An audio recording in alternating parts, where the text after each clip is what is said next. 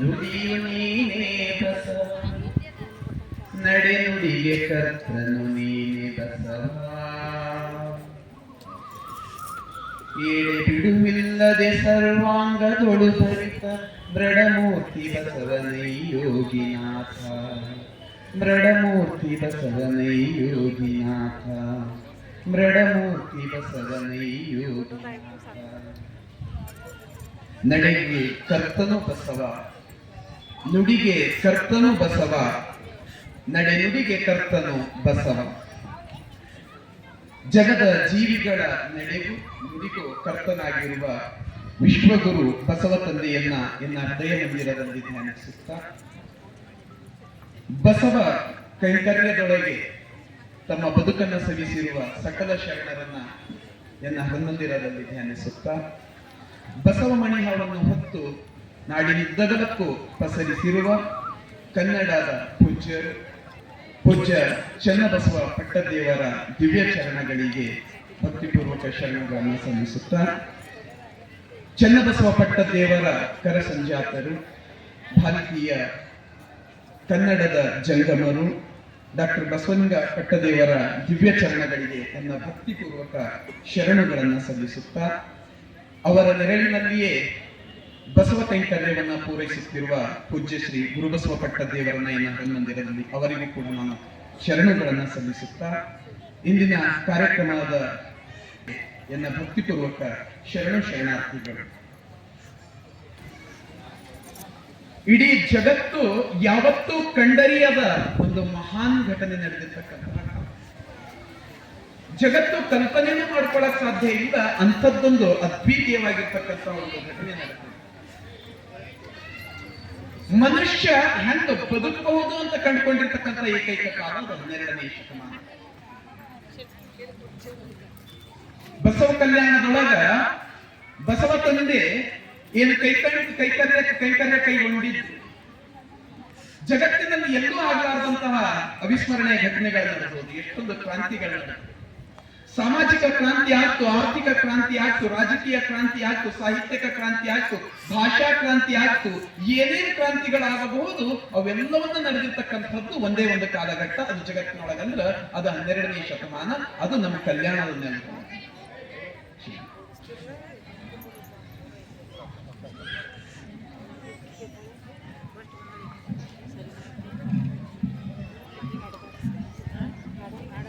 ಎಂತದ್ದೊಂದು ದಿವ್ಯತೆಯನ್ನ ಬಸವಣ್ಣನವರು ತಂದು ಕೊಟ್ಟಿದ್ರಂದ್ರ ಪ್ರತಿಯೊಬ್ಬ ಮನುಷ್ಯನಿಗೂ ನಾನು ಹೀಗೆ ಬದುಕಬಹುದು ಅಂತ ಒಂದು ಯೋಚನೆ ಬರಕ್ಕೆ ಕಾರಣ. ಬದುಕಿಗೆ ಮಹತ್ವ ಬಂತು, ಮನುಷ್ಯನ ಬದುಕಿಗೆ ಮಹತ್ವ ಬಂತು. ಮನುಷ್ಯ ಆತ ಮಾಡುವ ಕೆಲಸಗಳ ಕಾಯಕ ಆಗ್ತದೆ, ಆತನ ಭಕ್ತಿ ಮುಕ್ತಿಯ ಪಥ ಕೊಯ್ಯುವಂತಾಗ್ತದೆ. ಇಂಥ ಒಂದು ಅದ್ಭುತವನ್ನ ಈ ಭೂಮಿಯ ಮೇಲೆ ತಂದಿಟ್ಟರು ಬಸವಣ್ಣನವರು ವಿಚಾರಗಳು, ಬಸವಣ್ಣನವ್ರದ್ದು ಯೋಚನಾ ಶಕ್ತಿ, ಬಸವಣ್ಣನವರ ಕ್ರಿಯಾಶಕ್ತಿ ಇದನ್ನ ಮನಗಂಡು ಜಗತ್ತಿನ ಮೂಲೆ ಮೂಲೆಯಿಂದ ಶರಣರು ಕಲ್ಯಾಣಕ್ಕೆ ಬರಕ್ಕೆ ಪ್ರಾರಂಭ. ಅದೆಂತ ಸೆಳೆತ ಇತ್ತು ಬಸವಣ್ಣನವರಲ್ಲಂದ್ರ ಪ್ರಬಲ ಅಯಸ್ಕಾಂತಕ್ಕಿಂತಲೂ ದೊಡ್ಡ ಸೆಳೆತ. ಅದೆಂತ ಸೆಳೆತ ಇತ್ತು ಬಸವಣ್ಣನವರಲ್ಲಂದ್ರ ಸುತ್ತಮುತ್ತ ಪ್ರದೇಶದ ಜನ, ಅದು ವಿಜಯಪುರ ಇರಬಹುದು, ಅದು ಮಾದನಹಿಪ್ಪರಗಳ ಇರಬಹುದು, ಅದು ಕರಜಿಗಿ ಇರಬಹುದು, ಪಕ್ಕದ ರಾಜ್ಯಗಳಿಂದ ಅಷ್ಟೇ ಅಲ್ಲ, ಬೇರೆ ಬೇರೆ ಒರಿಸ್ಸಾದಿಂದ, ಕಾಶ್ಮೀರದಿಂದ, ಬೇರೆ ದೇಶಗಳಿಂದ, ಅಫ್ಘಾನಿಸ್ತಾನದಿಂದ ಎಲ್ಲೆಲ್ಲಿಂದ ಶರಣರು ಆ ಬಸವ ತೇಜಸ್ಸಿಗೆ ಆಕರ್ಷಿತರಾಗಿ ಕಲ್ಯಾಣಕ್ಕೆ ಬರಕ್ಕೆ ಪ್ರಾರಂಭ ಮಾಡಿದರು. ತಮ್ಮ ಸರ್ವಸ್ವವನ್ನ ತ್ಯಾಗ ಮಾಡಿ ಬಸವಣ್ಣನನ್ನ ನೋಡಬೇಕು ಅಂತ ಬರಕ್ಕೆ ಪ್ರಾರಂಭ ಮಾಡಿದ್ರು. ಅಂಥದ್ದನ್ನ ಬಸವಣ್ಣ ಈ ನೆಲದೊಳಗೆ ಸೃಷ್ಟಿಸಿದರು. ಕಾಶ್ಮೀರದ ಭೂಪಾಲ, ಮಹಾದೇವ ಭೂಪಾಲ ಅಂತ ತನ್ನ ಇಡೀ ರಾಜ್ಯವನ್ನ ತ್ಯಾಗ ಮಾಡಿ ಬಂಗಾರ, ಅನ್ನ, ಕನಕ ಎಲ್ಲವನ್ನ, ಯಾಕಪ್ಪ ಎಲ್ಲಿ ಹೊರಟಿದ್ದಿ? ಬಸವಣ್ಣನನ್ನ ನೋಡಕ್ ಹೊರಟಿದ್ದೀನಿ. ಅಂತದ್ದೇನದ ಬಸವಣ್ಣನೊಳಗ? ಇಷ್ಟು ಬಂಗಾರ ಬಿಟ್ಟಿಯಲ್ಲ, ಇಷ್ಟು ಸಿರಿ ಸಂಪತ್ತು ಬಿಟ್ಟಿಯಲ್ಲ, ಹ್ಯಾಂಗ? ಆತನಿಗೆ ಒಂದೇ ಒಂದು ಬಸವ ಚಿಂತನೆಯನ್ನ ಕೇಳಿದ್ದ ಆತ ಶರಣರ ಚಿಂತನೆ ಕೇಳಿದ್ದ, ದಾಸಿಮಯ್ಯನ ವಚನ ನೆನಪಿಸಿಕೊಂಡ, ಕರಿಯನಿತ್ತಡೆ ಒಲ್ಲೆ ಸಿರಿಯನಿತ್ತಡೆ ಒಲ್ಲೆ ಹಿರಿದಪ್ಪ ಮಹಾರಾಜ್ಯವನಿತ್ತಡೆ ಒಲ್ಲೆ. ಬ್ಯಾಡ ನನಗೆ ಈ ಸಿರಿ ಸಂಪತ್ತು, ಈ ರಾಜ್ಯ ಬೇಡ ನನಗ, ಈ ಅಧಿಕಾರ ಬೇಡ ನನಗ. ಕರಿಯಿಂದ ಆನೆಯಿಂದ ಅಧಿಕಾರ ಅಂತಾನೆ ಅರ್ಥ. ಈ ಅಧಿಕಾರ ಬೇಡ, ಈ ಸಂಪತ್ತು ಬೇಡ, ಏನು ಬೇಡ. ಹಾಗಾದ್ರೆ ಏನು ಬೇಕಪ್ಪ ನಿನಗ? ನಿಮ್ಮ ಶರಣರ ಸುಳ್ನುಡಿಯ ಅರೆಗಳಿಗೆ ಇತ್ತಡೆ ನಿಮ್ಮನ್ನಿತ್ತಂತೆ ಕಾಣಾರಾಮನ. ನನಗೇನು ಬೇಕು? ಶರಣರ ಸುಳ್ನುಡಿ ಬೇಕು. ಶರಣರ ಸುಳ್ನುಡಿ ಅಂದ್ರೆ ಏನು? ವಚನಗಳ ಸುಳ್ನುಡಿ ಅಂದ್ರ ಹಿತವಚನಗಳು, ನುಡಿಗಳು. ಅಂತ ಸಂಘದೊಳಗೆ ನನ್ನನ್ನು ಇರಿಸುವಂತ ಹೊರಟೆ ಬಿಟ್ಟ. ಹೀಗೆ ಎಲ್ಲೆಲ್ಲಿಂದ ಶರಣರು ಬಂದ್ರು. 12ನೇ ಶತಮಾನ ಹೆಂಗಿತ್ತು ಅಂದ್ರ ಕಲ್ಯಾಣಕ್ಕ ಜಗತ್ತಿನ ಎಲ್ಲ ದಾರಿಗಳು ಬಂದು ಸೇರಿತು. ಎಲ್ಲೆಲ್ಲಿಂದ ದಾರಿಗಳು. ಹಾಗೆ ಬಂದಿರ್ತಕ್ಕಂತಹ ಶರಣರಲ್ಲಿ ಒಬ್ಬ ಪ್ರಮುಖ ಶರಣ ಯಾರು ಅಂದ್ರ ಗೊಲ್ಲಾಳ.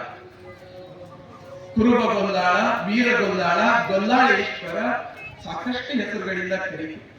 ಇದರ ಉಲ್ಲೇಖ ನಮಗೆ ಹರಿಹರನಿಂದನೂ ಮತ್ತು ಬಸವ ಪುರಾಣದಿಂದನೂ ಸಿಗುತ್ತೆ.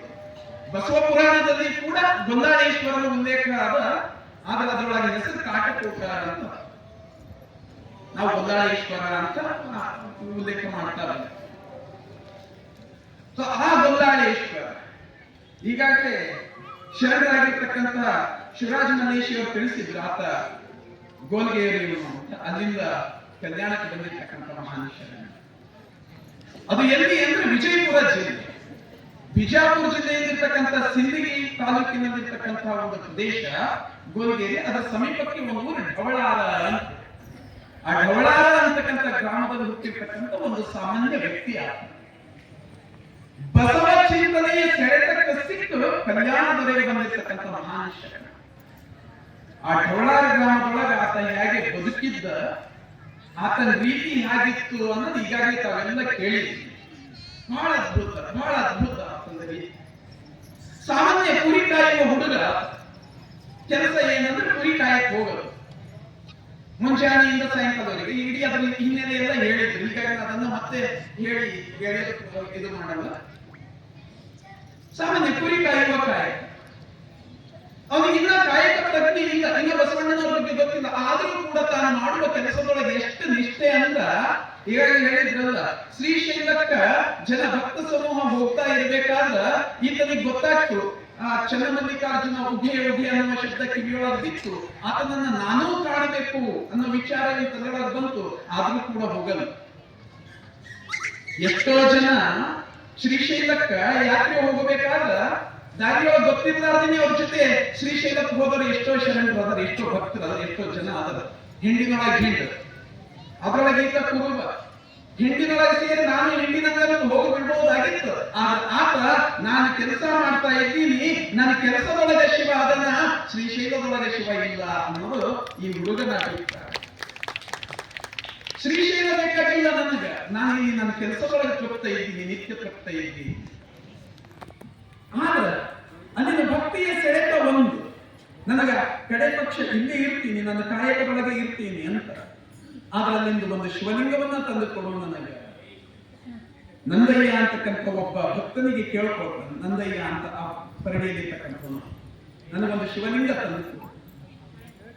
ಆಯ್ತು, ತಂದು ಕೊಡ್ತೀನಿ ಅಂತ ಆತ ಹೊರಟುವುದ, ತಗೊಂಡು ಬರ್ತೀನಿ ಅಂತ. ಇವನು ನಿತ್ಯ ಶಿವಧ್ಯಾನದೊಳಗ, ಶಿವಚಿಂತೆಯೊಳಗ, ಶಿವಪಾರಮ್ಯದೊಳಗ ಕುರಿಗಳನ್ನೆಲ್ಲ ತಗೊಂಡು ಬಂದು ಬಿಟ್ಟು ಅಲ್ಲಿ ಮೇಯ್ಸಕ್ ಬಿಡೋದು.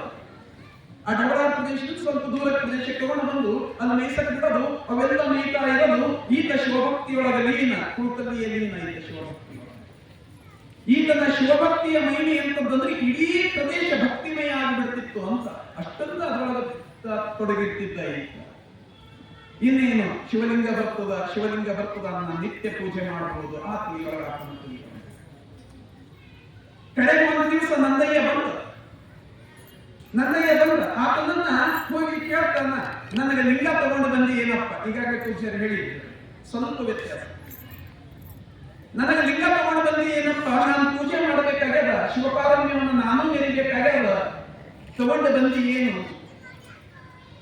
ಅದಕ್ಕೆ ನಂದಯ್ಯ ಹೇಳ್ತಾನ, ನಿನಗ್ಯಾಕೋ ಲಿಂಗ? ಕುರಿ ಹಿಕ್ಕೇನೆ ನಿನಗೆ ಲಿಂಗ. ಕುರಿಗಳ ಜೊತೆ ಇರೋನು ನೀನು, ಒಬ್ಬ ಕುರುಬ, ನೀನು ಲಿಂಗ ತಗೊಂಡು ಏನು ಮಾಡ್ತಿ? ಹಿಕ್ಕೆ ಇದನ್ನೇ ನೀನು ಲಿಂಗ ಅಂತ ಪೂಜೆ ಮಾಡು. ಸಾಮಾನ್ಯ ಮನುಷ್ಯ ಆದ್ರೆ ಹಿಕ್ಕಿಯೊಳಗೆ ಹೇಗೆ ದೇವರು ಕಾಣ್ತಾನೆ. ಆದ್ರೆ ಆತ ಶಿವಭಕ್ತಿಯೊಳಗೆಷ್ಟು, ಶಿವಪಾರಮ್ಯದೊಳಗೆಷ್ಟು ತನ್ನ ಒಂದು ಮಾತಿನೊಳಗೆ ಹೇಳ್ತಾನೆ, ಒಂದು ವಚನ ಇದೆ. ಎಷ್ಟು ಚೆನ್ನಾಗಿ ಹೇಳ್ತಾನೆ ಆತ ಅಂದ್ರ, ಕೊರಡು ಕೊನರುವಲ್ಲಿ ಬರಡು ಕರಡಲ್ಲಿ ಕಲ್ಲಿನ ಶಿಲೆಯೆಡೆದು ರೂಪುದೋರುವಲ್ಲಿ ಬಣ್ಣವಲ್ಲಾಡದೆ ಲಿಂಗವ. ಇಂಥವರಲ್ಲಿಯ ಗುಣವೋ ಇಂಥವೆಲ್ಲವ ನರಿವ ಕಲ್ಲೆದೆಯವನ ಗುಣವು. ಆತನಿಗೆ ಹೇಳ್ತಾನೆ, ನೀನು ಕಲ್ಲೆದೆಯವನು, ನೀನು ಶ್ರೀಶೈಲಕ್ಕೆ ಹೋಗ್ಬಂದಿಯಪ್ಪ, ಆದ್ರೂ ಕೂಡ ನಿನಗೆ ಶಿವ ಸಿಗಲಿಲ್ಲ. ಯಾರು ನಂತರ ವಿಶ್ವಾಸದಿಂದ ನಂತರ ಆತ್ಮೀಯ ಶಿವ ಒಲಿತಾನೆ. ಇಂತಿವ ಬಲ್ಲಡೆ ವಿಶ್ವಾಸದಲ್ಲಿಯೇ ವೀರ ವೀರೇಶ್ವರ ಲಿಂಗವು ತಾನಾಗಿರ್ತದೆ. ಭಕ್ತಿಯಿಂದ ನಾನು ಪೂಜೆ ಮಾಡ್ತೀನಿ ಅನ್ನೋದಾಗ ಕೊರಡು ಕೊನರ್ತದ. ಬಸವಣ್ಣ ಹೇಳಿದ್ದು ಅದು. ನೀನೊಲಿದರೆ ಕೊರಡು ಕೊನರುವುದಯ್ಯ, ನೀನೊಲಿದರೆ ಬರಡು ಭಯನುವುದಯ್ಯ. ಕಲ್ಲಿನೊಳಗೆ ದೇವರನ್ನ ಹುಡುಕಬಹುದು, ಮಣ್ಣಿನೊಳಗೆ ದೇವರನ್ನ ಹುಡುಕಬಹುದು. ನೀನು ಹಿಕ್ಕೆ ಪಟ್ಟರೆ ಅದರೊಳಗೂ ನನಗೆ ಶಿವ ಕಾಣ್ತಾನ. ಇದು ಆ ಹುಡುಗ. ಆತ ಹೇಳ್ತಾನ, ಕೊನರಬೇಕಾದ್ರೆ ಬರಡ ಕರಿಬೇಕಾದ್ರೆ ಕಲ್ಲಿನ ಶಿಲೆಯೊಳಗೆ ರೂಪ ತೋರಬೇಕಾದ್ರೆ ಬಳ್ಳವಲ್ಲಾಡದ ಲಿಂಗ ಆಗ್ತದಂದ್ರೆ ನನಗೆ ಕಿಕ್ಕಿಯೊಳಗೆ ಲಿಂಗ ಕಾಣ. ಆತ ಕೇಳಿದ್ದ, ಶಿವಭಕ್ತಿಯ ಮಹಿಮೆಯನ್ನ ಕೇಳಿದ್ದ. ಬಳ್ಳದ ಮಲ್ಲಯ್ಯಗಳು ಅಂತ ಒಬ್ಬ ಶರಣರಿದ್ರು, ಶಕ್ತಿ. ಬಳ್ಳ ಅಂದ್ರೆ ಅಡ್ಡಿ, ನಾವು ಅಡ್ಡಿ ಸೇರುವಂತೆ ಬಂದ ದೋಸ ಧಾನ್ಯಗಳ ಐದಕ್ಕೆಲ್ಲ ಹಿಂದಕ್ಕೆಲ್ಲ ಅಡ್ಡಿ ಹಿಂದೆ ಸೇರಿಂದ ಆಡ್ಕೊಡ್ತೀವಿ. ಈಗೆಲ್ಲ ತಕ್ಕಡಿ ತಗೋದು ಇಲ್ಲ. ಆತನ ಅಣ್ಣ ತಮ್ಮಂದಿರು ಏನು ಭಕ್ತಿ ಹಚ್ಚಿರಿ, ಈ ಸೇರಿನ ಲಿಂಗ ಅಂತ ಕೈಯೊಳಗೆ ಕೊಟ್ರ ಅದನ್ನು ಪೂಜೆ ಮಾಡಿದ್ರೆ ಅದರೊಳಗೂ ಲಿಂಗ ತೋರಿತ್ತಂತ ಅದರೊಳಗೂ ಶಿವನನ್ನ ಕಂಡಿದ್ದ ಆ ಮಲ್ಲಯ್ಯ. ಅದಕ್ಕೆ ಇವಾಗ ಹೇಳ್ತಾನ, ಬಳ್ಳವಲ್ಲಾಡದ ಲಿಂಗವಾಹಲ್ಲಿ. ಆತನಿಗೆ ಮಲ್ಲೇಶಿಗೆ ಒಂದು ವೇಳೆ ಬಳ್ಳಗಳ ಲಿಂಗ ಕಾಣುವುದಂದ್ರೆ ನನಗೆ ಕಿಕ್ಕಿಯೊಳ ಲಿಂಗ ಕಾಣಬಾರದು ಅಂತ ಅದನ್ನೇ ಭಕ್ತಿ ಭಾವದಿಂದ ತಗೊಂಡು ಆಡಿನ ಹಿಕ್ಕೆಯನ್ನೇ ತಗೊಂಡು ಲಿಂಗ ಅಂತ ಪೂಜೆ ಮಾಡುವನು ಯಾರು ಅಂದ್ರೆ ಗೊಲ್ಲಾಳಿ. ಎಷ್ಟು ಅದ್ಭುತ ಚಿಂತನೆ ಇದು. ಹಿಕ್ಕಿಗೆ ಲಿಂಗ ಅಂತ ಹೆಂಗ ಅನ್ನಬಹುದು? ವಿಶ್ವಾಸದಿಂದ ನಂಬಿದರೆ ಸಕಲದೊಳಗೂ ದೇವರನ್ನ ಕಾಣಬಹುದು. ಇದು ಬಸವ ತಂದೆ ಕೊಟ್ಟಿರ್ತಕ್ಕಂಥ ಚಿಂತನೆ. ಮತ್ತು ಇದರೊಳಗೆ ಇನ್ನೊಂದು ಅರ್ಥನೂ ಅದ. ಶರಣರು ನಮಗೆ ಸುಮ್ಮನೆ ಸಿಕ್ಕಿದ್ದನ್ನೆಲ್ಲ ಪೂಜೆ ಮಾಡಿರಿ ಅಂತ ಹೇಳಿಲ್ಲ. ಹಿಕ್ಕೆ ಅಂದ್ರೆ ಸಾಮಾನ್ಯವಾದದ್ದಲ್ಲ. ಆಕಳಿನ ಸಗಣಿಗಿಂತಲೂ, ಹಸುವಿನ ಸಗಣಿಗಿಂತಲೂ, ಎಮ್ಮೆಯ ಸಗಣಿಗಿಂತಲೂ ಹೆಚ್ಚಿನ ಪೋಷಕಾಂಶಗಳು ಹಿಕ್ಕಿಯೊಳಗೆ ನೋಡ್ಬೇಕಾದ್ರೆ. ಅಷ್ಟು ಕಡೆ ನಮ್ಮಲ್ಲೆಲ್ಲ ಹೊರಗಡೆಗೆಲ್ಲ ಏನ್ ಮಾಡ್ತಾರಲ್ಲ, ಫಲವತ್ತತೆ ಕಮ್ಮಾಗಿ ಬಂದ್ರೆ ಕುರಿಗಳು ತಗೊಂಡೈದು ಕೂಡಿಸ್ತಾರೆ. ಯಾಕೆ ಹಂಗ? ಕುರಿ ಹಿಕ್ಕಿಯೊಳಗ ಸಾರಜನಕ ಅಂಶ ಜಾಸ್ತಿ ಇದೆ, ನೈಟ್ರೋಜನ್ ಅಂತಾನೆ ಸಾರಜನಕದ ಅಂಶ ಜಾಸ್ತಿ ಇದೆ. ಜೊತೆ ರಂಜಕ ಫಾಸ್ಫೇಟ್ ಅದು ಜಾಸ್ತಿ. ಹೀಗಾಗಿ ಅದು ಬೆಳಿಲಕ್ಕ ಅತ್ಯಂತ ಸಮೃದ್ಧ ಇದೆ. ಅದು ಅಲ್ಲದೆ ನಾವು ಕುರಿ ಹಿಕ್ಕಿ ನೋಡ್ತೇವೆ ಅಂತ ಒಳಗ ಗಾಳಿ ಆಗೋ ಕೇಸ್ ಜಾಸ್ತಿ ಇರುತ್ತೆ. ಕುರಿ ಹಿಕ್ಕಿ ನೋಡ್ತೇವೆ ಅಂದ್ರೆ ಆಕಳಷ್ಟು ಗಟ್ಟಿ ಇರೋಲ್ಲ. ಆಕಳ ಹಿಂದೆ ನಾವು ಒಂದ್ ವೇಳೆ ಅದು ಗಟ್ಟಿ ಹಾಕೊಂಡು ನೋಡ್ತೇವಲ್ಲ, ಕುರಿ ಹಿಕ್ಕಿ ಅಷ್ಟು ಗಟ್ಟಿ ಇರೋಲ್ಲ. ಒಳಗೆಲ್ಲ ಕುಂದ ಜಾಗಗಳಿರ್ತವೆ, ರಂಧ್ರಗಳಿರ್ತವೆ. ಅದ್ರೊಳಗ ಏನಾಗ್ತದೆ ಅಂದ್ರೆ ಅದು ಒಂದ್ ವೇಳೆ ನಾವು ಹೊಲದಾಗ ಹಾಕಿದೀವಿ ಅಂದ್ರೆ ನೀರು ಹಿಡಿದಿರೋ ಸಾಮರ್ಥ್ಯ ಜಾಸ್ತಿ ಇರ್ತದ, ಮಣ್ಣಿನ ಫಲವತ್ತತೆಯನ್ನ ಜಾಸ್ತಿ ಮಾಡ್ತದ, ಎಲ್ಲ ಪೋಷಕಾಂಶಗಳು ಜಾಸ್ತಿ ಇರ್ತವ, ಖನಿಜಾಂಶ ಜಾಸ್ತಿ ಇರ್ತವ. ಈ ಎಲ್ಲಾ ಕಾರಣದಿಂದ ಅದು ಅತ್ಯಂತ ರೈತರಿಗೆ, ಸಾಮಾನ್ಯ ಜನರಿಗೆ ಬೇಕಾಗಿರ್ತಕ್ಕಂಥ ವಸ್ತು ಅದ. ಅದ್ರೊಳಗೆ ದೇವರನ್ನ ಕಾಣಲಿಲ್ಲ ಅಂದ್ರೆ ಮತ್ತೊಂದರೊಳಗೆ ದೇವರನ್ನ ಕಾಣಬಹುದು. ಇದು ವೀರ ಗೊಲ್ಲಾಳಿ. ಅದಕ್ಕೆ ಆತ ನಮಗೆ ಶರಣ, ಮಹಾನ್ ಶರಣ ಆತ. ಈ ಸಚ್ಚಿಂತನೆ ಅವನ ತಲೆಯೊಳಗ. ಅದಕ್ಕೆ ಆತ ಹಿಕ್ಕೆಯನ್ನೇ ತಗೊಂಡು ಇದರಲ್ಲೇ ನಾನು ದೇವರಂತ ತಿಳ್ಕೊಳ್ತೀನಿ ಅಂತ ಲಿಂಗ ಪ್ರತಿಷ್ಠಾಪನೆ ಮಾಡಿ ಪೂಜೆ ಮಾಡ್ತಾರ. ಅದಕ್ಕೆ ಅಭಿಷೇಕ ಮಾಡಬೇಕಾದ್ರೆ ಹಸುವಿನ ಹಾಲಲ್ಲ, ಕುರಿಯ ಹಾಲಿನಿಂದಲೇ ಅಭಿಷೇಕ ಮಾಡೋನು. ಯಾಕಂದ್ರೆ ಕುರಿಯ ಹಾಲಿನೊಳಗ ವಿಟಮಿನ್ ಎ ಅದ. ಅವಾಗ ಅದು ತಲೆಗಿತ್ತು, ಇದು ಅದು ಸಮೃದ್ಧ ಅಂತ ಗೊತ್ತಿತ್ತು ಶರಣರಿಗೆ. ಈಗೆಲ್ಲ ನಾವು ವೈಜ್ಞಾನಿಕವಾಗಿ ನೋಡ್ತೇವೆ ಅಂದ್ರೆ ವಿಟಮಿನ್ ಎ ಸಿಗೋದು ಆಕಳ ಹಾಲಿನೊಳಗಲ್ಲ, ಕುರಿ ಹಾಲಿನೊಳಗೆ ಸಿಗ್ತದೆ, ಗಟ್ಟಿ ಇರ್ತದೆ. ವಿಟಮಿನ್ B12 ಸಿಗ್ತದೆ. ಸೊ ಇದೆಲ್ಲ ಒಳಗಿರ್ತಕ್ಕಂಥದ್ದು ಕುರಿ ಹಾಲು. ಸೊ ಅದನ್ನು ಅಭಿಷೇಕಕ್ಕೆ ಆತ ಬಳಸ್ತಾರೆ. ಶರಣ ಕೊಟ್ಟಿರ್ತಕ್ಕಂಥ ಚಿಂತನೆ ಅದರೊಳಗೆ ಒಂದು ವಿಶೇಷತೆಯನ್ನು ಹುಡುಕಿದ್ದಾರೆ. ಅದಕ್ಕ ಶರಣರು ಯಾವುದನ್ನೂ ತ್ಯಾಗ ಅನ್ನಿಲ್ಲ, ಯಾವುದನ್ನು ಶ್ರೇಷ್ಠ ಅನ್ನಿಲ್ಲ. ಎಲ್ಲ ನೆಲದಂತೆ ಹೊಲಗೇರಿ ಶಿವಾಲಯಕ್ಕೆ. ಈ ಹೊಲಗೇರಿ ಎಲ್ಲ ಈ ದುನಿಯ ಅಂತ ಅರ್ಥ, ಶಿವಾಮಿ ಅಂದ್ರೆ ಆ ತುದಿ ಅಂತ ಅರ್ಥ. ಈ ತುದಿಯಿಂದ ಆ ತುದಿಯವರೆಗೆ ಎಲ್ಲದಕ್ಕೂ ಮಹಿಮೆಯನ್ನ ತಂದುಕೊಟ್ಟಿರ್ತಕ್ಕಂಥ ಶ್ರೇಯಸ್ಸು 12ನೇ ಶತಮಾನದ ಶರಣರಿಗೆ. ಯಾವುದನ್ನು ತ್ಯಾಜ್ಯ ಅನ್ನಲಿಲ್ಲ, ಯಾವುದನ್ನು ಬೇಡ ಅನ್ನಲಿಲ್ಲ, ಯಾವುದನ್ನು ಬರಬೇಡ ಅನ್ನಲಿಲ್ಲ, ಎಲ್ಲವನ್ನೂ ಬನ್ನಿ ಅಂತ ಹೇಳಿದ್ರು. ಅದಕ್ಕೆ ಬಸವಣ್ಣನನ್ನು ಹುಡುಕೊಂಡು ಅಷ್ಟು ಜನ ಬಂದಿದ್ರು. ಇವನಾರವ ಇವನಾರವ ಇವನಾರವ ಎನ್ನಲೇ ಇಲ್ಲ, ಎಲ್ಲರೂ ನನ್ನವರೇ. ಇದು ಬಸವ ಚಿಂತನೆ. ಇಂಥದನ್ನ ಕಟ್ಟಿಕೊಟ್ಟಿದೆ. ಅಂತಹದ್ದು ಒಂದು ಹಿಕ್ಕೆಯನ್ನು ತಗೊಂಡು ಕುರಿಯಾದಿನಿಂದಲೇ ಅಭಿಷೇಕ ಮಾಡಿ ಪೂಜೆ ಮಾಡ್ತಾ ಇರೋ ದಿವಸ ಆ ಕಥೆನ ಹೇಳ್ತಾ ಹೇಳಿದ್ರು. ಅವ್ರ ತಂದೆ ಬಂದಿದ್ದ, ಒಪ್ಪಲಿಲ್ಲ. ನಿಜ, ಅವ್ರ ತಂದೆ ಬಂದು ಒಂದು ಹಿಕ್ಕೆಯನ್ನ ಲಿಂಗ ಅಂತ ನೀನು ಪೂಜೆ ಮಾಡ್ತೀಯಲ್ಲ, ಅದಂತದ್ದು ಹಿಕ್ಕೆಯನ್ನ ಲಿಂಗ ಅಂತ ಪೂಜೆ ಮಾಡ್ತಿ, ತೆಗಿ ಬಿಸಿದಂತ ಲಿಂಗವನ್ನ ತೆಗೆದು ಒಕ್ಕಟ ಬಿಟ್ಟ. ಅವ್ರ ತಂದೆ ಬಿಟ್ಟಾಗ ತುಳಿದಾಕ ಬಿಟ್ಟ. ಅದಕ್ಕೆ ಇದ್ರೊಳಗೆಲ್ಲ ದೇವರಿರ್ತಾನೋ ಅಂತ ಸೆಟ್ಟ ಬಂದು ಹೋಗ್ತು ಆತನಿಗೆ, ಕಾಕಕೋಟನಿಗೆ, ಆ ಹುಡುಗನಿಗೆ ಸೆಟ್ಟ ಬಂದು ಹೋಗ್ತು. ತಂದೆಯನ್ನ ಹಾಕೊಂಡಿಲ್ಲ, ತನ್ನ ತಲೆಯನ್ನ ಕತ್ತರಿಸಿಕೊಳ್ಳಕ್ಕೆ ನಿಂತ ಆತ. ನನ್ನ ಶಿವನಿಂದ ಅಂತಾನೆ ಅಲ್ಲ, ಯಾವುದನ್ನ ನಾನು ಇಷ್ಟೆಯಿಂದ ದೇವರಂತ ನಂಬಿದ್ದೀನಿ, ಲಿಂಗ ಅಂತ ನಂಬಿದ್ದೀನಿ, ಆ ಲಿಂಗವನ್ನ ನಿನ್ನ ಬದುಕಿ ಅನ್ನೋದಾದ್ರ ಮತ್ತೆ ನಾನು ಬದುಕಿದ್ದೀನಿ ಅನ್ನೋ ಪ್ರಯೋಜನ. ನನ್ನ ತಲೆಯನ್ನೇ ಕತ್ತರಿಸಿಕೊಂಡು ಶಿವನಿಗೆ ಅರ್ಪಿಸ್ತೀನಿ ಅಂತ ಆತ ಕತ್ತರಿಸಬೇಕನ್ನಷ್ಟರೊಳಗೆ ಶಿವ ಪ್ರತ್ಯಕ್ಷ ಆಗಿಬಿಡ್ತಾನೆ. ತಂದೆಯನ್ನ ಕೊಲ್ಲಿಲ್ಲ, ಅದಕ್ಕೆ ಆತನಿಗೆ ವೀರ ಅಂದ್ರೆ ಏನು? ನಮಗೆ 12ನೇ 13ನೇ ಶತಮಾನದೊಳಗ ವೀರ ಮಹೇಶ್ವರರು ಅಂತ ಬರ್ತಾರೆ. ಶಿವನಿಗೆ ತನ್ನ ಶಿರಸ್ಸನ್ನ ಕತ್ತರಿಸಿ ಕೊಡೋರು ವೀರ ಮಹೇಶ್ವರರು ಅಂತ ಕರೀತೀವಿ. ಇತಿಹಾಸದಾಗ ಅದರ ಉಲ್ಲೇಖ ಇದೆ, ಬಹಳ ಕಡೆಯಲ್ಲ. ವೀರ ಮಹೇಶ್ವರರು ಅಂದ್ರೆ ಶಿವನಿಗೆ ತನ್ನ ವೃಂದವನ್ನ ಕಡಿದು ಅರ್ಪಿಸು. ಇವನು ಆ ಸ್ಥಿತಿಗೆ ಏರಿತ ತನ್ನ ಕುತ್ತಿಗೆಯನ್ನ ಕತ್ತರಿಸಿ ಕೊಡಕ್ ಸಿದ್ಧ ಆಗಿದ್ದ. ಅದಕ್ಕೆ ಆತನಿಗೆ ವೀರಗೊಲ್ಲಾಳ ಅಂತ ಹೆಸರು ಬಂತು. ಸೊ ಅದರೊಳಗೆ ಶಿವ ಪ್ರತ್ಯಕ್ಷನಾದ ಅಂತ. ಶಿವ ಪ್ರತ್ಯಕ್ಷ ಆಗಿ ನೀನು ಸಾಮಾನ್ಯ ಅಲ್ಲಪ್ಪ, ನೀನು ಸಾಮಾನ್ಯ ಅಲ್ಲ, ಈ ಕುರಿ ಹಿಂಡುಗಳನ್ನೆಲ್ಲ ರಕ್ಷೆ ಮಾಡ್ತೀಯಲ್ಲ, ಅದಕ್ಕೆ ನೀನು ಗೊಲ್ಲಾಳ ಅಂತ ಅವಕ್ಕೆ ಹೆಸರು ಕೊಟ್ಟ. ಬರಿಯ ಗೊಲ್ಲಾಳ ಅಲ್ಲ, ಶಿವನಿಗೋಸ್ಕರ ಶಿರಸ್ಸನ್ನ ಹಾಕಕ್ಕೆ ಸಿದ್ಧ ಆಗಿದ್ದಲ್ಲ, ನೀನು ವೀರ ಗೊಲ್ಲಾಳ. ಈತ ಸುಮ್ಮನೆ ಕೊಡ್ಬೇಕ, ನಾನು ಗೊಲ್ಲಾಳ ಇದ್ದರೆ ನೀನು ಗೊಲ್ಲಾಳ ಅಂದ ಶಿವನಿಗೆ. ನಾನು ಗೊಲ್ಲಾಳ ಇದ್ದರೆ ನೀನು ಗೊಲ್ಲಾಳ. ಹೆಂಗ? ನಾನು ಕುರಿ ಕಾಯ್ತೀನಿ, ನೀ ಮನುಷ್ಯರಿಗೆ ಕಾಯ್ತೀನಿ. ಎಷ್ಟು ಚಂದ ಹೇಳ್ತಾನವ. ನಾ ಏನು ಹೋತ ನೋಡಿದ್ದಲ್ಲ, ನೀನು ಹೋತನ ಹೊಡೆದು ಆಡ ಕೂಡಿ ಕುರಿಯ ನಿಲ್ಲಿಸಿ ತಗರ ತಡೆದು ಹಿಂಡನೊಬ್ಬುಳತೆ ಮಾಡಿ ಹುಲಿ ತೋಳ ಚೋರ ಭಯಮಂ ಕಳೆದು ಹಿಂಡಿಗೊಡೆಯನಾಗಿ ಕಾವ ಗೊಲ್ಲಾಳ ನೀನೆ ವೀರ ವೀರೇಶ್ವರಗಳಿಲ್ಲ. ಇದು ಗೊಲ್ಲಾಳೇಶ್ವರ ಬರೆದಿದ್ದೇ ವಚನ. ಆ ವಚನದೊಳಗೆ ಚರಿತ್ರೆಯನ್ನ ಕಟ್ಕೊಳ್ಬಹುದು. ಆತ ಹೇಳ್ತಾನ, ನಾನು ಹೆಂಗ ಹೋತನ ಹೊಡೆದು ಆಡ ಕೂಡಿ ಹೆಂಗ ನಾನು ನನ್ನ ಕಾಯಕ ಮಾಡ್ಕೊಂಡು ಹೋಗ್ತೀನಿ ಅಲ್ಲ, ಇಡೀ ಜಗತ್ತಿನ ನೀನು ಹೋತನಂತೆ ಹೊಡೆದು ಅವುಗಳನ್ನ ಕಾಯ್ದು ಅವುಗಳನ್ನ ಸಮತಿ ಎಲ್ಲ ತೋಳ ಹುಲಿ ಚಿರತೆ ಭಯವನ್ನ ನಾನೀಗ ಕಳ್ಳಕಾಕರ ಭಯವನ್ನ ನಾನೀಗ ಕಳಿತೀನಿ. ನಮ್ಮನ್ನು ಕೂಡ ನೀನು ಯಾವುದೇ ತೋಳ ಚಿರತೆ ಅಂತಹ ಕೆಟ್ಟ ಆಲೋಚನೆಗಳನ್ನ ತಲೆಯೊಳಗೆ ಬಂದಂಗೆ ಕಾಯ್ತೀಯಲ್ಲ, ಹಾಗಾಗಿ ನೀನು ಕೂಡ ಗೊಲ್ಲಾಳದೆ. ಇಂತಹ ವಿಚಾರಗಳು ಆತನ ತಲೆಯೊಳಗತ್ತು. ಆ ಶಿವನಿಗೆ ಹೇಳಿದ್ದ ಅಂತ ಈ ರೀತಿ. ಅಂತೂ ಶಿವನ ಕೃಪಾಕಟಾಕ್ಷಿಯನ್ನು ತಲೆಯಿಂದ ಆತ ಬಂದ, ಆಶೀರ್ವಾದ ಮಾಡ, ಅದೃಶ್ಯ ಆದ. ಆದ್ರೆ ನೀವು ಮತ್ತೆ ಚಿಂತೆ, ನಾನು ಪೂಜೆ ಮಾಡುವ ಲಿಂಗ ಅಪತ್ವಾದ ಬಿಟ್ಟ. ಇನ್ನು ಪೂಜೆ ಮಾಡಲಿ ಹೆಂಗ? ಎಲ್ಲಿ ಹುಡುಕ್ಲಿ? ಎಲ್ಲಿ ನನ್ನ ವೀರ ವೀರೇಶ್ವರ ಲಿಂಗ ಅಂತ ಯಾರೊಬ್ಬರು ಹೇಳಿದ್ರಂತ. ವೀರ ವೀರೇಶ್ವರ ಲಿಂಗ ನಿನ್ನ ಢೋಳಾರದಾಗ ಸಿಗಲ್ಲಪ್ಪ, ಆ ವೀರ ವೀರೇಶ್ವರ ಲಿಂಗ ನನ್ನ ಕಲ್ಯಾಣದೊಳಗೆ ಕಟ್ಟಾಕೇನೋ ಒಬ್ಬವ. ಅಲ್ಲಿ 770 ಅಮರ ಗಣಗಳು ಅವರು ಶಿವನನ್ನ ಬಂಧಿಸಿಟ್ಟಾರ, ಅಲ್ಲಿ ಹಿಡಿದಿಟ್ಟಾರ. ಇಲ್ಲಿ ಹುಡುಕಿದ್ರೆ ನಿನಗೆ ಸಿಗಲ್ಲ. ಅದಕ್ಕೆ ಆತ ಹೋಗೋಣ, ಆ ಬಸವಣ್ಣನನ್ನ ನಾನು ಕೂಡೋಣ, ನೋಡೋಣ, ಶಿವಸಂಗದೊಳಗಿರೋಣ. ಆತ ಹೇಳ್ತಾನ, ಶಿವಸಂಗದಲ್ಲಿ ನನ್ನನ್ನ ಇರಿಸು ಹೇ ದೇವ ಅಂತ ಪ್ರಾರ್ಥನೆ ಮಾಡಿ.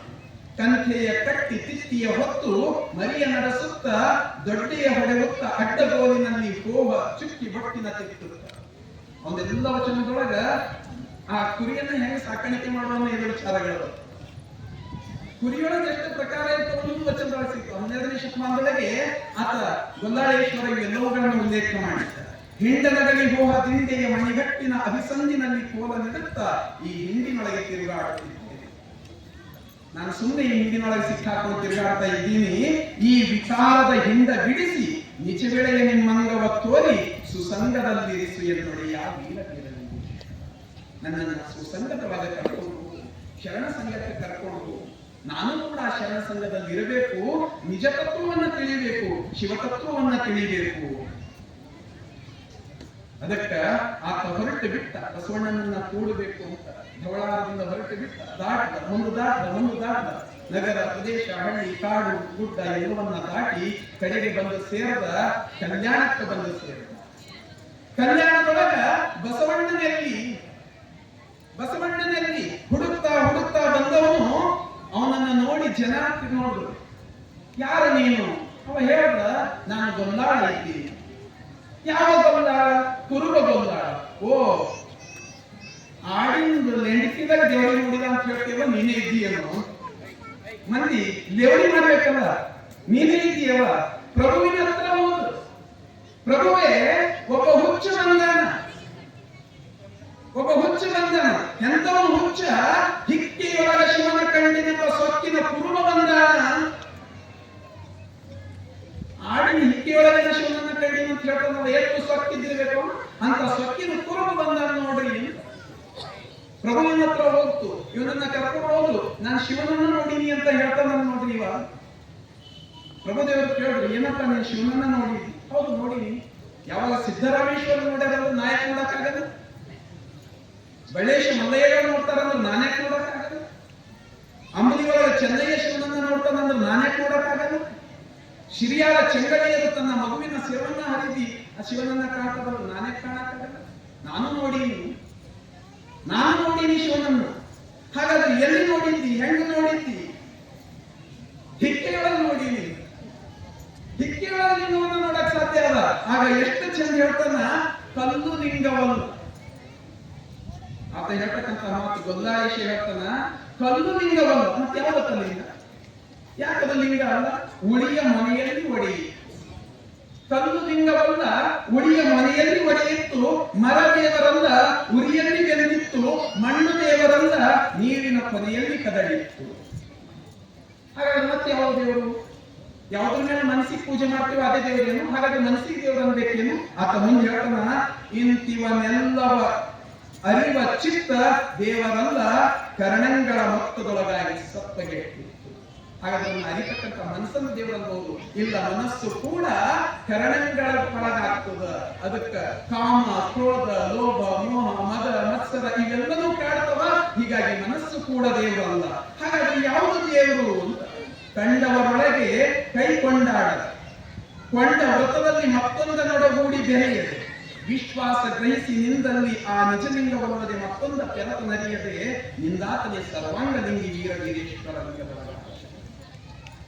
ಯಾವ ವ್ರತವನ್ನ ಹಿಡಿದವನು ಆ ವ್ರತವನ್ನ ಬಿಟ್ಟು ಬೇರೆಯದನ್ನ ನೋಡಲ್ಲ, ಬೇರೆಯದ್ರ ಬಗ್ಗೆ ಚಿಂತೆ ಮಾಡಲ್ಲ. ಆತನೇ ನಿಜ ಶರಣ. ಆತನ ಸರ್ವಾಂಗವೂ ಲಿಂಗಮಯ. ಶರಣರೊಳಗೆ ನಾನು ದೇವರನ್ನ ಕಾಣ್ತೀನಿ, ಅದಕ್ಕೆ ನಿಮ್ಮನ್ನ ಹುಡ್ಕೊಂಡು ಬಂದೀನಿ ಅಂತ ಹೇಳಲ್ಲ. ಯಾರು? ಗೊಂದಾಳೇಶ್ವರ. ಇಂಥದ್ದು ವಿಚಾರ ಆತನಿಗೆ. ಆತನೇ ತನ್ನ ವಚನದೊಳಗೆ ಹೇಳ್ತಾನ, ನಾನು ಕುರಿಹಿಕ್ಕಿಯೊಳಗ ದೇವರನ್ನ ಕಂಡಿದ್ದೀನಿ. ಅದಕ್ಕೆ ಹೇ ದೇವರೇ, ಕುರಿಹಿಕ್ಕಿಯೊಳಗೂ ನೀನು ನಿಂದಿದ್ದು ನಾನು ಕಂಡುಕೊಂಡಿದ್ದೀನಿ. ನೀನು ಕುರಿಹಿಕ್ಕಿಯೊಳಗೆ ಬಂದು ನನ್ನ ದರ್ಶನ ಕೊಟ್ಟಿದೆಯಲ್ಲ, ಅದಕ್ಕ ಆ ದೇವರು ಎಲ್ಲದರೊಳಗೂ ಅದಾನ ಅನ್ನೋ ತತ್ವವನ್ನು ನಾನು ಅರ್ಥವನ್ನಿದ್ದೀನಿ. ಆಗ ಪ್ರಭುದೇವರು ಹೇಳ್ತಾರ, ನೀವು ಇಲ್ಲಿವರೆಗೆ ಈತನನ್ನ ನಿನ್ನ ಮಳೆ ಕುರುಬ ಅಂತ ಕರೆದಿರಲ್ಲ, ಹಿಕ್ಕೆಯೊಳಗ ಶಿವನ ಕಂಡಿನೆಂಬ ಸೊಕ್ಕಿನ ಕುರುಬ ಅಂತ ಕರೆದಿರಿ ಅಲ್ಲ, ಅಂಥದ್ದಲ್ಲ. ಕುರುಬ ಎಂದರೆ ಏನು? ಕುರುಹಿನ ಅರಿವು ಉಳ್ಳಾತನೇ ಕುರುಬ. ಪ್ರಭುದೇವರು ಕುರುಹಿನ ಅರಿವಲ್ಲಾತನು. ಯಾವುದು ಕುರುಬ ಅಂತ ಬರ್ತದ? ಲಿಂಗ ಅದು ಬರೀ ಲಿಂಗ ಅಷ್ಟೇ ಅಲ್ಲ, ಅದು ಸರ್ವದೇವರನ್ನು ಒಳಗೊಂಡಿರ್ತಕ್ಕಂಥದ್ದು. ಬಸವಣ್ಣನ ಕೈಯೊಳಗಿದ್ರ ಅದ್ರಾಗ ಕೂಡಲ ಸಂಗಮ ದೇವ ಕಾಣ್ತಾರ, ಅಲ್ಲಮ ಪ್ರಭುದೇವಿಯ ಕೈಯೊಳಗಿದ್ರ ಅದ್ರೊಳಗೆ ಗುಹೇಶ್ವರ ಕಾಣ್ತಾರ, ಮಾಚಯ್ಯನ ಕೈಯೊಳಗಿದ್ರ ಕನದೇವರ ದೇವ ಕಾಣ್ತಾನ. ಸಕಲ ಯಾವ ದೇವರನ್ನ ಬೇಕಾದ್ರೂ ನೋಡಬಹುದು. ಅದು ಏನದ ಅಂದ್ರ ಅದು ತಾನೇ ಸ್ವತಃ ದೇವರಲ್ಲ, ದೇವರನ್ನ ತೋರಿಸ್ತಕ್ಕಂಥ ಕುರು ಅದ. ಅಂತ ಕುರುವನ್ನ ಹಿಕ್ಕಿಯೊಳಗೆ ಕಂಡನಲ್ಲ, ಕುರುವಿನ ಅರಹು ಈತನಿಗೆ ಗೊತ್ತದ. ಅದಕ್ಕೆ ಕುರುವಿನ ಅರಹ ಬಂದ ಆತನೇ ಕುರುಬ ಅಂತ ಹೇಳಿರ್ತಾನ. ಹೀಗೆ ತನ್ನ ಸಚ್ಚಿಂತನೆಯ ಮೂಲಕ ಅನುಭವ ಮಂಟಪದಲ್ಲಿರ್ತಕ್ಕಂಥ ಶರಣರಿಗೆಲ್ಲರಿಗೂ ಆತ ದಿಗ್ಗೂಢನನ್ನಾಗಿ ಮಾಡಿರ್ತಾನೆ. ಕಲ್ಯಾಣದೊಳಗೆ ಬಂದಿದ್ದ ಹಾಗಾದ್ರೆ ಎಲ್ಲಿದ್ದಿರಬೇಕು? ಬಂಧನ ಇಲ್ಲ ಅಂತ ಜನ ಚಿಂತೆ ಮಾಡಿರ್ತಾರೆ. ಇದ್ದ ಬಸವ ಕಲ್ಯಾಣಕ್ಕೆ ಬಂದು ಈಗ ಆತ ತನ್ನ ಆಡು ಕುರಿಗಳನ್ನ ಮೇಯಿಸಿರ್ತಕ್ಕಂಥ ಪ್ರದೇಶವನ್ನು ಗುರುತಿಸಿ ಶರಣ ಏನ್ ನಮ್ಮಲ್ಲಿ ಬಂದವರ ಓಣಿ ಅಂತ ಅಕ್ಕ ಮಹಾದೇವಿಯ ಗವಿ ಅದ್ರ ಮುಂದೊಂದು ಸಣ್ಣ ತೀರ್ಥಪನ್ಯಾಗ ಹೋಗ್ತೇವೆ.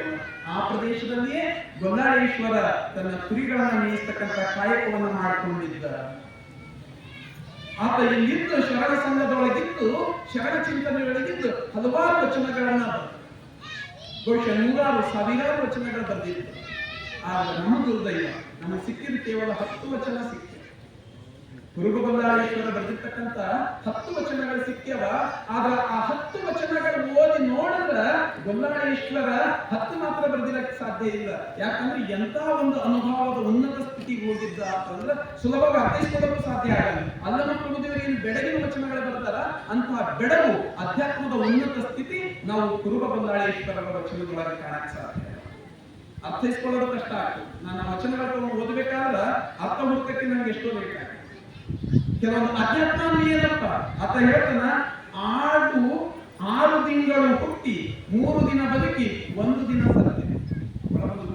ಅಧ್ಯಾತ್ಮದ ಭೌತಿಕವಾಗಿ ಆಡು ಹೊಟ್ಟೆಯೊಳಗಿರಲ್ಲ 6 ತಿಂಗಳು. ತನ್ನ ಏನು ವೃತ್ತಿ ಅದ ತಾನು ಕಂಡಿದ್ದೇನದ ಅದನ್ನೇ ತನ್ನ ವಚನದ ಪ್ರತಿಮೆಗಳಾಗಿ ಬಳಸಿಕೊಂಡು ಅಧ್ಯಾತ್ಮದ ನಿಲುವನ್ನು ಆತ ಸ್ಪಷ್ಟಪಡಿಸಿದ್ದ.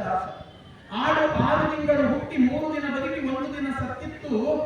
ಕುರುಹ ಮೇದು ಮರಿಗೆ ಮಲೆಗಟ್ಟಿತ್ತು. ಮರಿಯು ಮಲೆಯ ನುಂಗಿ ಕುರುಹಿನೊಳಗಡಗಿತ್ತು.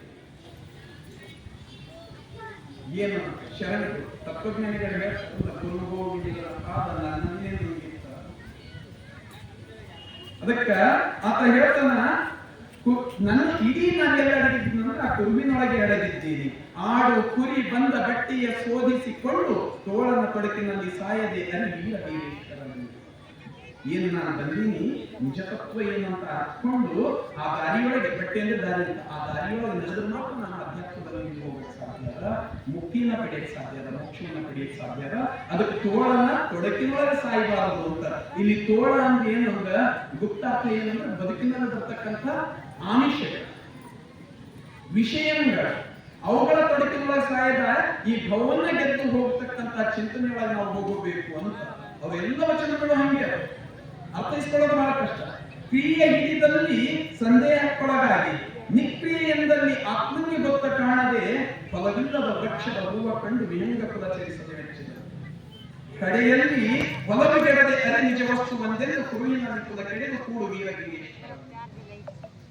ನಾವು ಕೂಡಬೇಕಾಗಿರ್ತಕ್ಕಂಥ ರೀತಿ ಬಗ್ಗೆ ಎಲ್ಲವೂ ಚೆನ್ನಾಗಿ ಹೇಳ್ಕೊಂಡು ಹೋಗಿ ಮತ್ತೊಂದು ವಚನದೊಳಗ ತ್ರಿವಿಧದ ಬಟ್ಟೆಯ ಮೆಟ್ಟದ.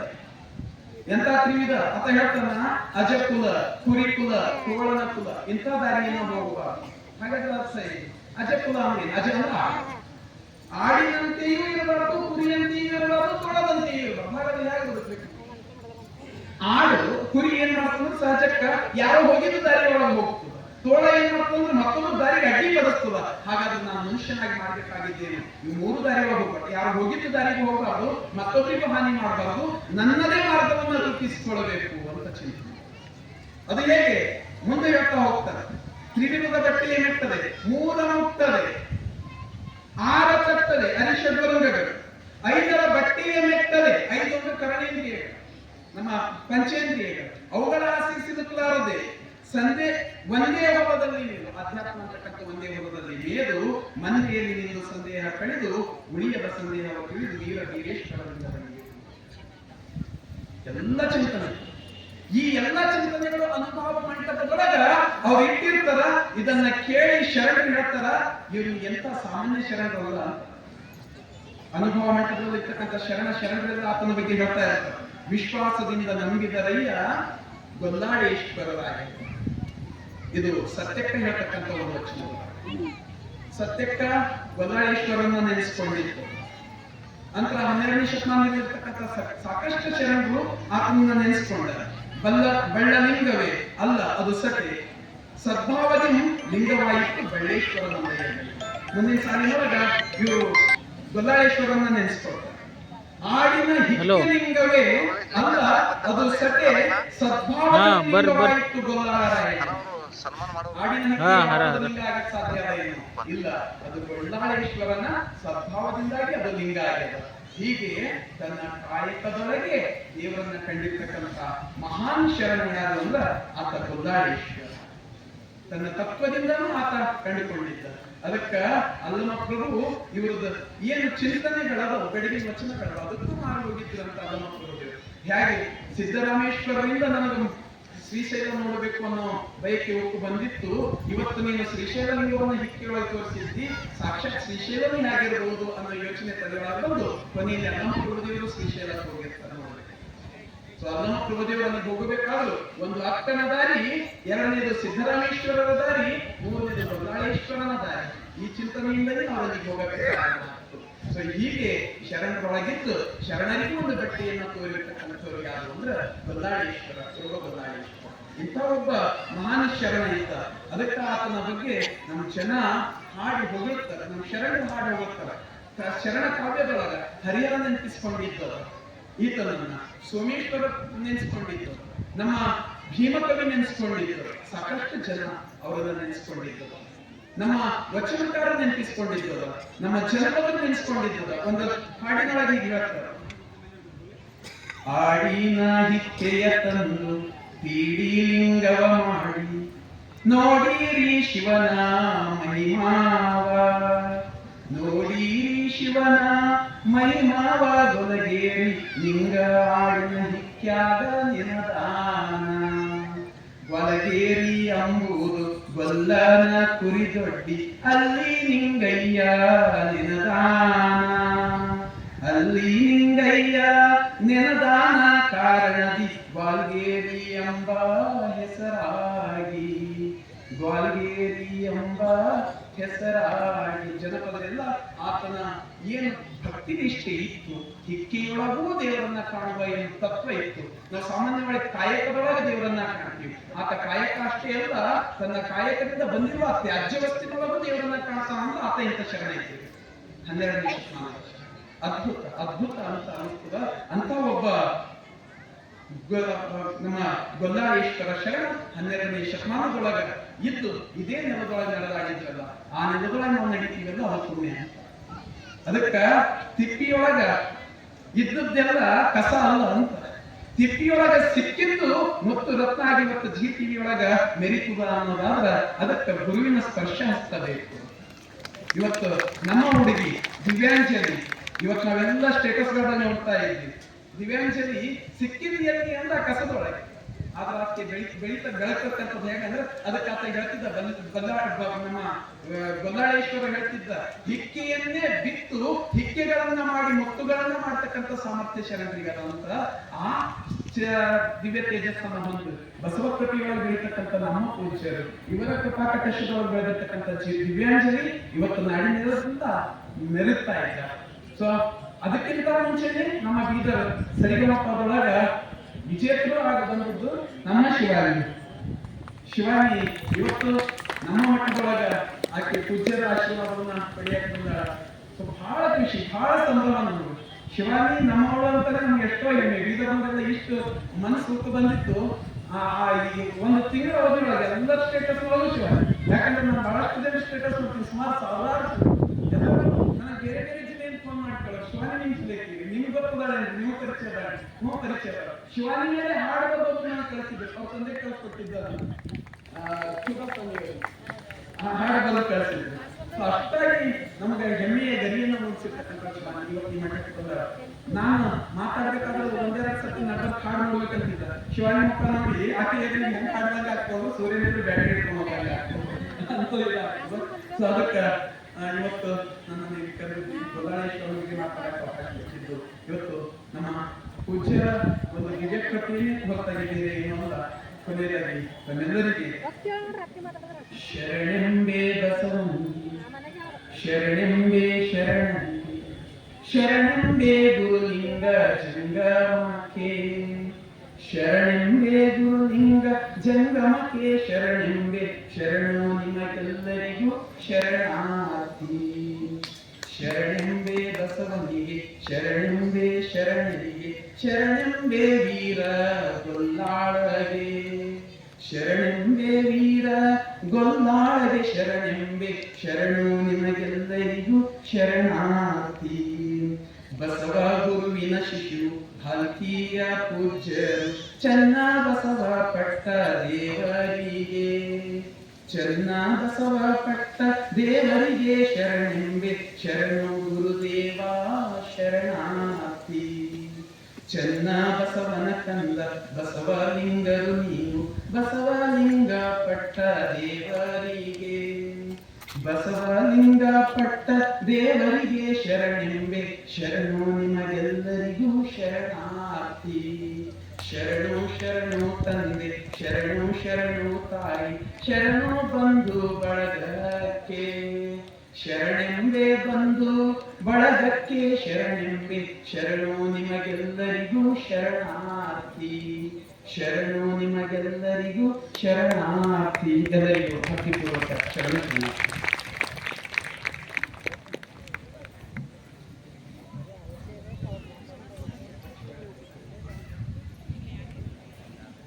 ಡಾಕ್ಟರ್ ಶೂಲಿ ಹೆಡೆ ಅವರಿಂದ ಈವರೆಗೆ ಪ್ರಬುದ್ಧವಾದ ಈ ಉಪನ್ಯಾಸವನ್ನು ಅನುಭವವನ್ನು ನಾವೆಲ್ಲ ಕೇಳಿದ್ದೇವೆ. ಅವರಿಗೆ ಮತ್ತೊಮ್ಮೆ ನಾವು ಚಪ್ಪಾಳೆ ಮೂಲಕ ಅಭಿನಂದನೆಗಳನ್ನು